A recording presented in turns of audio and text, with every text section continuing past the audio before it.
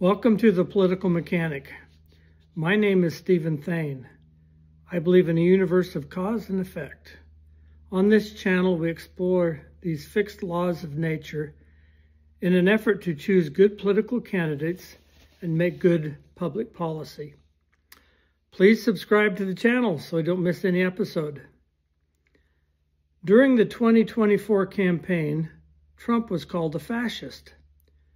Today, I'm going to try to explain why, and why they also think Christians and conservatives are fascists.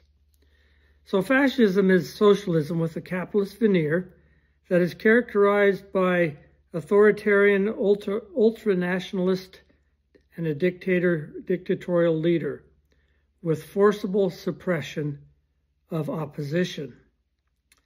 Most Democrats and liberals are relativists who think reality is flexible. They think they can change it. While President Trump, conservatives, and Christians generally believe in natural law, which is the belief in eternal, stable laws that do not change, laws outside of the control of man. Conservatives believe our choice is to obey these laws or not. We cannot change them. Relativists, on the other hand, attempt to create their own reality, a subjective reality, a reality subject to them, because they don't like objective reality outside of their control. How else do you explain their insistence on the existence of multiple genders, when biology, common sense, and history shows that there are only two? Part of the natural law philosophy states that there are also natural consequences associated with every action. Liberals do not like natural consequences and want to change them so as to avoid them. They want to find happiness while violating natural law. To a liberal, natural law consequences are a form of tyranny or fascism. Liberals, who are mostly relativists, think President Trump and conservatives are fascists because having a worldview that believes in natural consequences is seen as a form of tyranny. Anyone who supports objective reality must therefore be a fascist. If the natural consequences of the laws of nature are fascist, and God, who put these consequences in place, must also be a fascist, according to this line of reasoning. Saul Alinsky, who wrote Rules for Radicals, dedicated his book to Satan because Satan was the first who rebelled.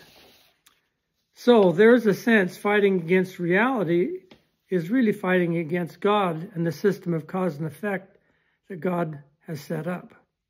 This also explains much of liberal women's support of unlimited access to abortion. The natural consequences of sexual activity is pregnancy. However, these women do not like this consequence and support abortion on demand to wipe away the consequence. Fascinating that they frame this argument in terms of freedom, women's body, women's choice. But where should the focus of choice be? Should it be at the point of deciding to have sex or not, or after there is a child and there's to abort the fetus? The reality is, Trump and conservatives are not authoritarian. They believe in freedom through obedience to natural law. Natural consequences hold individuals accountable without using the coercive power of the state.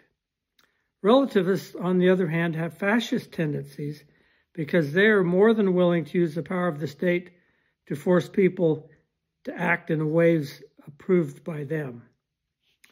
Conservatives tend to be tolerant of opinions and lifestyles of others. However, we do not necessarily embrace harmful lifestyles and are often critical of them. Liberals and relativists are fascists because they force conservatives to embrace these lifestyles. Conservatives' insistence that there is an objective reality infuriates liberals, and thus conservative thought must be silenced. As we understand the strategies used by liberals, we can neutralize them more effectively, which is what we must do to win back our country. We will soon explore more reasons why relativism is a destabilizing force and how natural law can unite us.